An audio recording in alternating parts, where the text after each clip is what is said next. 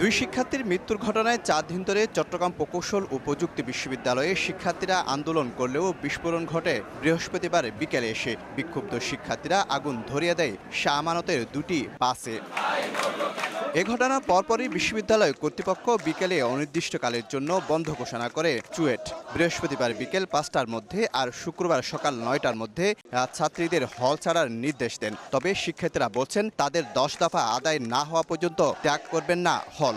আমাদের দাবি মেনে নেওয়ার আগ পর্যন্ত নিরাপদ সড়ক আন্দোলন এবং আমাদের চুয়েট প্রশাসনের সাথে রিলেটেড কিছু আমাদের ইন্টারনাল যে 10 দফার মধ্যে উল্লেখিত যে দাবিগুলো আছে সবগুলো দাবি মেনে নেওয়ার আগ পর্যন্ত আমরা আন্দোলনের স্থান এবং ক্যাম্পাস হল কিছুই ত্যাগ করব না। শিক্ষার্থীদের অভিযোগ, বন্ধ ঘোষণার পরপরই হলে পানি, বিদ্যুৎ, গ্যাস সহ সব সুযোগ সুবিধা বন্ধ করে দেয় কর্তৃপক্ষ।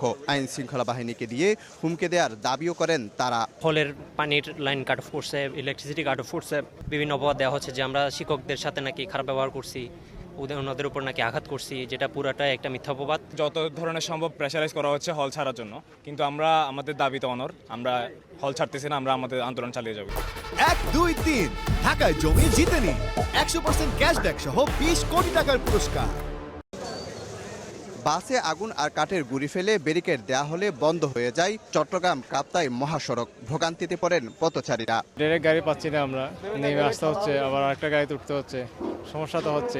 আমরা ওখান থেকে হেঁটে হেঁটে আবার ওখানে যাবো সিএনজি, আমাদের সিএনজি ভাড়াও ডাবল যাচ্ছে, যেখানে 70 টাকা ভাড়া এখানে আমরা 150 টাকা ভাড়া দিচ্ছি।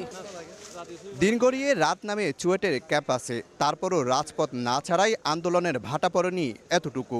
গত 22 এপ্রিল বেপরোয়া বাস শাহ আমানতের ধাক্কায় তৌফিক ও শান্তির মৃত্যু হয়। 2 সহপাঠীর মৃত্যুর পর ক্ষতিপূরণ, চুয়েট সড়ক 4 লাইনে উন্নীতকরণ সহ 10 দফা দাবিতে আন্দোলনে নামেন শিক্ষার্থীরা।